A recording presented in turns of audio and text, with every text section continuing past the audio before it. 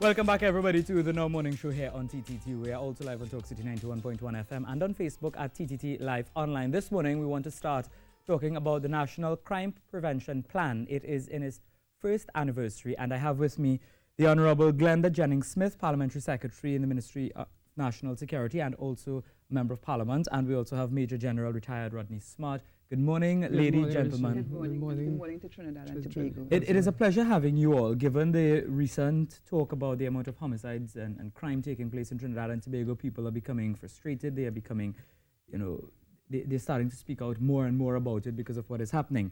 Now, over the last year, the NCPP, the National Crime Prevention Plan, would have been going through the country, people, sharing their concerns and assurances given. But what would you say, Mrs. Jennings-Smith, are some of the major accomplishments over the years?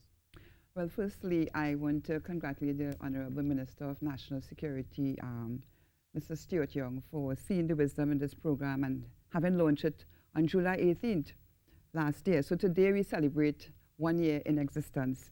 And over the past year, we have been able to penetrate 3 communities, sensitize Trinidad and Tobago about crime prevention and the whole image of crime prevention and the whole reason for being in existence. And basically, we sort of reach out to communities and to let communities know that crime prevention is everybody's business. And we sort of engage a whole of government approach. So we started with the community, which is a bottoms-up approach, and we also engage the ministries through an interministerial level, as well as the final layer of a minister's team. And over the year, I will really let that be answered by the Major General because he is the coordinator of the crime prevention program. But before I hand over to him, I want to let Trinidad and Tobago know, as well as you to know, that crime prevention has been a priority of the government of Trinidad and Tobago. When we entered into government, we sought to establish that to the community that, listen, we want to make a difference in the situation with crime, and crime became our #1 priority. And first of all, we started to engage some of the processes. We understood that crime prevention takes a multidimensional approach, and it was not only about law enforcement, but also crime prevention. And over the year, we have indeed penetrated Trinidad and Tobago through 3 communities. And today, as we move on, we intend to engage this program throughout 8 other communities. Major General will outline to you some of the programs that we have done over the past year. Yeah, Major General, which communities did you penetrate and what would you say the outcome was? So we just ending phase 1 of the program. And in phase 1, 3 communities, 3 principal communities, Diego Martin, Chaguanas, and Tobago. And the program is developed in such a way that we use the municipality structure.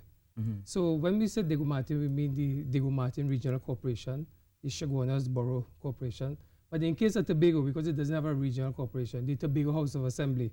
So the program has been rolled out in these principal ones, and as Mr. Jennings-Smith just mentioned, what we will be seeing is the expansion of the program. But I want to speak a little bit of something we call the Community Crime Prevention Councils. Because those are the core things that we're hoping that we would use to help citizens come together. It is about building these community councils that people could come as residents and stakeholders and give their ideas, looking at some of the main things that are happening in their districts and coming up with solutions. Last evening we were in Cunupia and we had a lovely meeting with the residents of Cunupia, and they are all part of the Chaguanas Community Crime Prevention Council. So it's about calling on citizens to come out and be part of this new thing that we have happening. I'm saying new because we're 1 year old. Yeah, and you mentioned communities. Now, I just want this whole issue with the Oropun Gardens conflict. Yes. Is it something that you go into the community and you would speak with the residents? But what about those who actually want to help, but there is a threat against their life? Which is good, yeah. So last evening we were speaking about that same issue to the residents of Cunupia. If one person attempt to treat with crime in their community by themselves, it's a challenge. But when we come together as residents, when we come together as citizens, and I think that is what Colleen Holder is attempting to do in her community, bring the residents together. And it is through that sort of strength in numbers, strength in ideas, that we will turn this thing back. I'm convinced we'll turn this thing back. The police will do what the police has to do. That's law enforcement. But from a social intervention side, and when we say social intervention, we mean the whole idea of looking at the soft issues like parenting, about youth development. Those are the things that the National Crime Prevention Program is focused on. Yeah. Mrs. Jennings-Smith, we hear all of these plans all the time, but from where you sit as the Parliamentary Secretary in the Ministry of National Security, what do you think people are satisfied with what is being done? We always try to engage programs in a manner that it would meet the demands and the scrutiny of our society. As I said, and I said earlier and I said yesterday, crime prevention is a program, it's a long-term program. It doesn't happen overnight. And again, I want to highlight what happened yesterday when we spoke about Colleen Holder. We are seeking to have much more people like Colleen Holder, people who would come out. And the NCPP, we provide a platform whereby these persons could be supported, because really and truly, people want to do something. They want their voices to be heard. But they don't know where it could be heard. They don't know how it could be heard. And the National Crime Prevention Program provides that through the community crime prevention councils, where their voices would be heard. And there are many other people who speak, but they speak as a single person. And as Major just mentioned, it's about strength in numbers. And this program is a program we developed after 2 years of diagnostic reviews and searching around and looking at other communities, looking at international best practices too, before we engage it, because we know every country may be different. No two communities are the same, and so too countries are very different. But we can draw from international best practice where these type of programs were engaged and were successful. The most important thing we are looking for is the community's efforts. We are looking for community members this morning as we celebrate 1 year. We are looking for community members to really come on board. And there are people in community who stand out. They need to come on board, not just sit down at home and speak on a telephone and call the radio station and call the television station and criticize. But let us be a nation where we change culture. Colleen came out broadly and publicly, and she tried to be a change analyst, a change catalyst. And she sought to tell people, listen, I am strong, I'm a woman, and I'm going to stand up and let my voice be heard and let my community rally around me. We are asking Trinidad and Tobago to rally around everybody. We are talking about changing a culture. We have young people in our society. We have elders in our society. And we are asking the elders to lead by example. Let them be the example for the young people. And the young people I have interacted through the National Crime Prevention Program, they have showed so much promise for the future. We met with Jared Nurse, and we look at his compositions. We look at his contributions to society. And we are saying that it can happen in Trinidad and Tobago, but we must be a nation of action. We must not be only a nation of talk. We must come out and say, listen, this is our country.